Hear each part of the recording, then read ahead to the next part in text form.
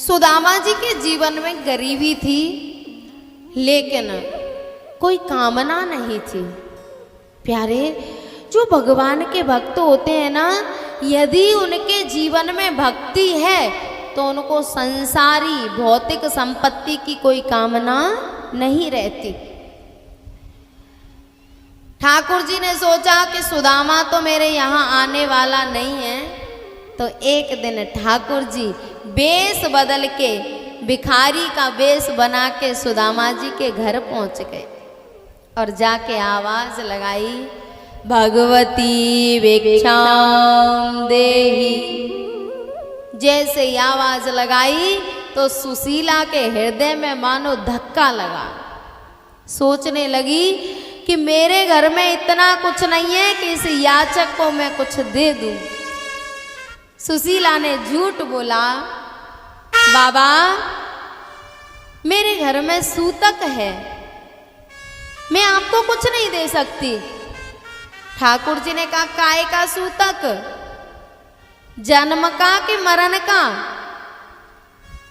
सुशीला ने कहा, जन्म का सूतक है। बोले, बेटी हुई है कि बेटा? अब कोई सामान्य भिखारी होता तो चला जाता, लेकिन वो जाने वाला नहीं है। बोले, बेटी हुई है कि बेटा? बोले, बेटी हुई है। भगवान ने कहा कि कब पैदा हुई, नाम क्या है? सुशीला ने कहा, भगवान जिस दिन से मैं इस घर में आई हूं तभी से पैदा हो गई है। नाम क्या है? दरिद्रता। मेरे घर में दरिद्रता नाम की बेटी जिस दिन से मैं आई हूं उसी दिन से पैदा हो गई है, और मेरे घर में सूतक है, मैं आपको कुछ दे नहीं सकती।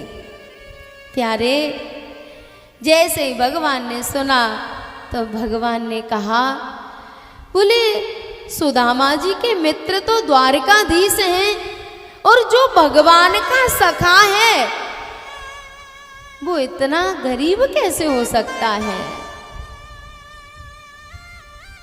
प्यारे, सुदामा जी ने सुशीला को ये बात कभी बताई नहीं थी कि द्वारकाधीश मेरा मित्र है। सोच रहे थे कि अगर मैंने बता दिया तो पता नहीं कभी सुशीला के मन में कामना आ जाए कि भगवान मित्र हैं तो कुछ मांगने चले जाओ। बताया नहीं था। जब शाम को सुदामा जी आए तो सुशीला बड़ी दुखी बैठी। सुशीला, क्या हुआ, क्यों दुखी है? सुशीला की आंखों में आंसू आ गए। स्वामी, आज एक याचक मेरे दरवाजे से खाली हाथ चला गया। मेरे घर में इतना कुछ नहीं था कि मैं उसको कुछ दे देती। सुशीला ने कहा, स्वामी आपने मुझसे एक बात छुपाई है। सुदामा जी ने कहा, क्या? बोले, आपने मुझे कभी बताया नहीं कि द्वारकाधीश आपके मित्र हैं। बोले, तुम्हें किसने बताया? बोले, मुझे वो याचक बता के गया है। प्यारे, सुदामा जी कभी द्वारका नहीं आते अगर भगवान सुशीला को ये बात बता के नहीं आते तो, और भगवान इसीलिए सुशीला को बताने आए थे। सुशीला ने कहा, स्वामी आप द्वारका चले जाओ। सुदामा जी ने कहा, सिचक हो सगरे जग को, तियता को कहा तू देते हैं शिक्षा, जे तप के परलोक सिधारत, संपत्ति के तिनके नहीं इच्छा, और अनेको धन चाहिए बाबरी, ब्राह्मण को धन केवल भिक्षा, और अनेको धन चाहिए बाबरी, ब्राह्मण को धन केवल भिक्षा। अरे सुशीला, हम ब्राह्मण हैं और हमारा धर्म है कि केवल 5 घरों से मधुकरी करें और उसी में अपना जीवन पालन करें, काटें। सुशीला ने कहा, स्वामी अब मुझसे अपने बालकों का कष्ट नहीं देखा जाता। मेरे बालक भूखे रहते हैं।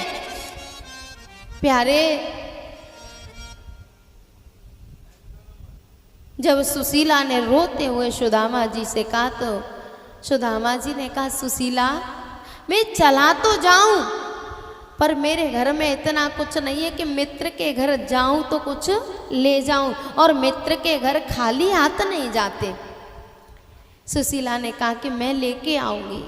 3 घरों से तंदुल मांग के लाई, चावल, और एक फटे से कपड़े में बांध के दे दिए। और याद रखना, सुदामा जी को सुशीला जी कुछ मांगने नहीं भेज रही हैं, केवल दर्शन करने। दरस परस मज्जन अरु पाना, कटई पाप कह वेद पुराना। बोले केवल दर्शन कर आओ, मैं मांगने के लिए नहीं भेज रही। जैसे ही सुदामा जी चले तो ठाकुर जी माया की नाव बना के आ गए और आवाज लगाई, भैया किसी को पार जाना हो तो आ जाओ। सुदामा जी ने कहा, भैया मुझे पार जाना है। बोले बैठो नाव में। सुदामा जी ने कहा, भैया मैं बैठ तो जाऊं पर मेरे पास देने के लिए कुछ नहीं है। नाविक ने कहा, बोले मुझे भगवान की एक कथा सुना देना, किराया मत देना। बोले हाँ, कथा तो मैं बहुत सुना दूंगा। और नाविक उस सुदामा जी को बिठा के पार करा देते हैं, छोड़ के चले गए। अब सुदामा जी द्वारका में पहुंचे तो महलों को देख के सोच रहे हैं पता नहीं कौन से महल में रहते होंगे। द्वारपाल से पूछते हैं, भैया ये मेरे कन्हैया का महल है क्या? द्वारपाल सोचते हैं कोई पागल है। बोले चलो आगे चलो। एक दरवाजे पे पहुंचे, जाके कहा, भैया ये मेरे कन्हैया का महल है क्या? एक द्वारपाल ने कहा, तुम कौन हो, किससे मिलना चाहते हो? बोले भैया मैं अपने मित्र कृष्ण से मिलने आया हूँ और मैं उसका मित्र सुदामा हूँ। एक द्वारपाल बोला, अरे कोई पागल है। लेकिन प्यारे, हर जगह इंसानियत मरी नहीं है, कहीं कहीं तो जिंदा है। एक ने कहा कि हमारे भगवान करुणा निधान है, दया के सागर हैं, उनकी पता नहीं जाने किस किस पे कृपा कर दें, और हमारा कर्तव्य है कि हमें उनको जाके बताना चाहिए। द्वारपाल अंदर गया और ठाकुर जी से कहा, शीस पगान जगातन पे प्रभु जाने को आई बसों के ही गामा।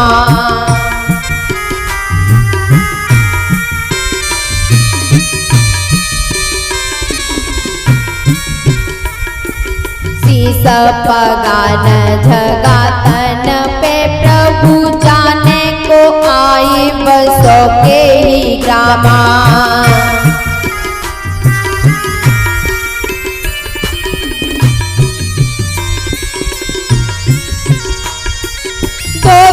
फटी सी लटी दुपटी और पाही उपानहु की नहीं सामा। द्वार खड़ो द्विज दुर्बल एक रयो चटी सोव सुधा अभिरामा।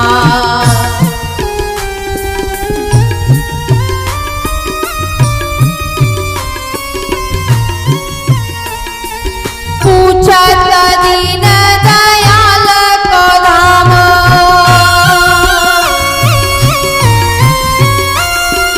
पूछत दीन दयाल को धाम, बतावत आपनो नाम सुदामा।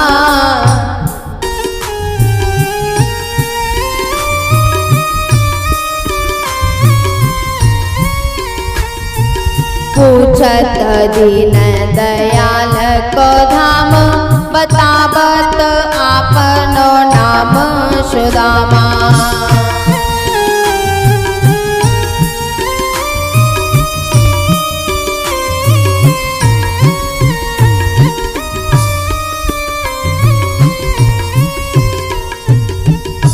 जैसे ही ठाकुर जी ने सुदामा नाम सुना, आसन पे से खड़े हो गए, नंगे पैर दौड़ पड़े, कहीं पटका गिरा और दौड़े जा रहे हैं, सुदामा सुदामा मेरा मित्र सुदामा।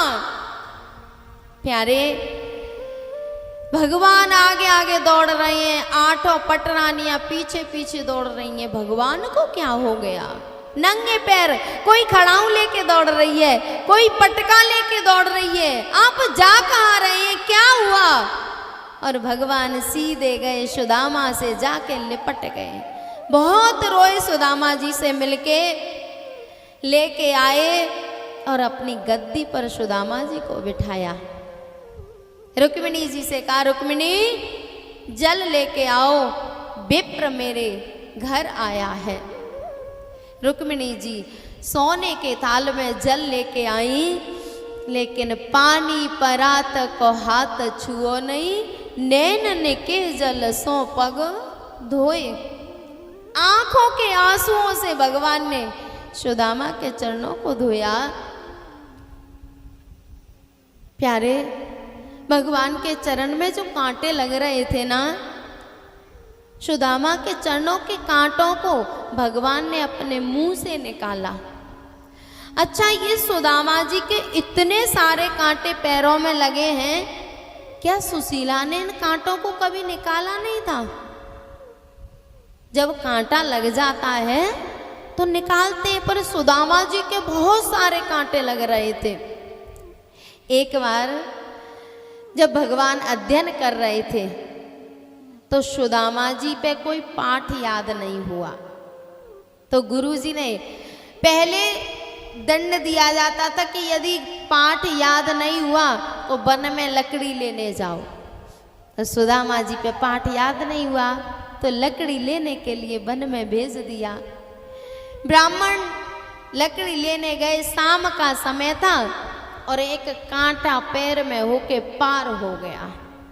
अब तो गिर पड़े और सोचने लगे, आज बचने वाला नहीं हूँ, आज कोई जंगली जानवर आएगा और खा जाएगा, आज मैं बचने वाला नहीं हूँ। रो रहे हैं पड़े पड़े।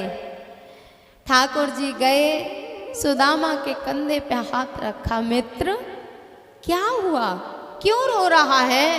अब तो सुदामा जी पे रुका नहीं गया, फूट फूट के रोने लगे। बोले, मेरे पैर में कांटा लग गया है, मुझसे चला नहीं जा रहा। ठाकुर जी ने अपने मुंह से उस कांटे को निकाला और सुदामा जी को आश्रम में लेके आए। प्यारे, सुदामा जी के चरण में जब कांटे लग जाते थे ना, तो सुशीला पे निकलवाते नहीं थे। सुशीला निकालती तो मना कर देते, नहीं सुशीला, इन कांटों को तो मैं किसी पे निकलवाऊंगा, तू इन कांटों को मत निकाल। और प्यारे, ये संसार किसी के कांटों को निकालता नहीं है, ये तो कांटे लगाता है। सही से तो कांटों को परमात्मा ही निकालता है। सुदामा जी ने सुशीला जी पर कभी कांटे नहीं निकलवाए, जितने भी कांटे लगे सब पैरों में, छूने नहीं देते थे, नहीं। और आज ठाकुर जी ने सारे कांटे निकाले, क्योंकि जब कोई कांटे निकालता ना, कांटे निकालने की कहता, तो सुदामा जी को ठाकुर जी की याद आ जाती। मेरे गोविंद ने एक बार मेरे पैर में से कांटा निकाला था। आज ठाकुर जी ने सारे कांटे निकाले। सुदामा जी से कहा, भैया भाभी ने मेरे लिए कुछ भेजा नहीं?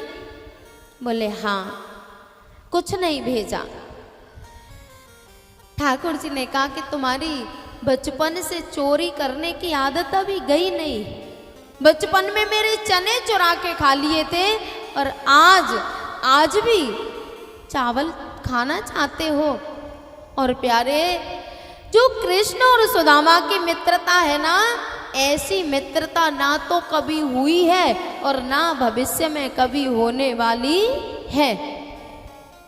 सुदामा जी ने जो चने खाए थे ना, वो भूख से नहीं खाए थे।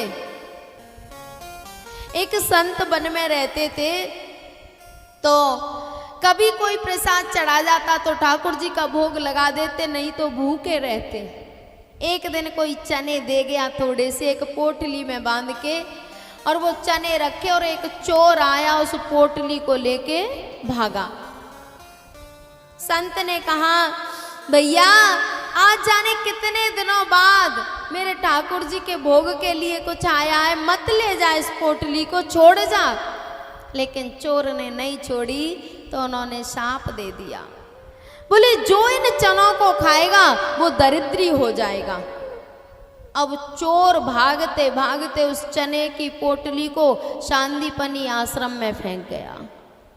और कृष्ण और सुदामा जब लकड़ी लेने जा रहे थे वन में, तो गुरु माता को ये बात पता नहीं थी और उन्होंने वो चने सुदामा जी को दे दिए, बोले दोनों खा लेना। और इस बात को सुदामा जी जानते थे कि ये शापित चने हैं, जो इनको खाएगा वो दरिद्री हो जाएगा। भूख से चने नहीं खाए, ठाकुर जी कहीं दरिद्री ना हो जाएं। और सुदामा जी ने सोचा कि मेरा गोविंद दरिद्री हो गया तो पूरा ब्रह्मांड दरिद्री हो जाएगा। ठाकुर जी को दरिद्रता से बचाने के लिए सुदामा जी ने स्वयं उन चनों को खा लिया कि मैं दरिद्री हो जाऊंगा तो ज्यादा परेशानी नहीं होगी, लेकिन गोविंद दरिद्री हो गया तो पूरा ब्रह्मांड दरिद्री हो जाएगा। इस बात को ठाकुर जी जानते थे। आज ठाकुर जी ने जब चावल लिए, एक मुट्ठी खाया और मन में संकल्प किया, सुदामा मैं तुझे एक लोक का राज्य देता हूँ। दूसरी मुट्ठी ली और संकल्प किया, सुदामा आज मैं तुझे दूसरे लोक का राज्य देता हूँ। जैसे ही तीसरी मुट्ठी लेने को हुए तो रुक्मिणी जी ने हाथ पकड़ लिया। एक तो ठाकुर जी ने 2 लोक दिए हैं सुदामा जी को, और दूसरे सुदामा जी के कर्मों को खाया है। ये तंदुल है कर्म, और कर्मों को खाया। 3 प्रकार के कर्म होते हैं, क्रियमाण, संचित और प्रारब्ध। क्रियमाण और संचित कर्मों को ठाकुर जी खा गए सुदामा जी के। रुक्मिणी जी ने कहा कि प्रारब्ध तो जीव पे रहने दो, नहीं तो कोई भले बुरे कर्म करने में संकोच ही नहीं करेगा। बोले प्रारब्ध को तो जीव के ऊपर रहने दो। और प्यारे, जैसे ही रुक्मिणी जी ने हाथ पकड़ा तो फिर ठाकुर जी ने तीसरी मुट्ठी नहीं खाई। और पता है, कुछ दिन सुदामा जी रहे, फिर सुदामा जी ने कहा, बोले कन्हैया अब हम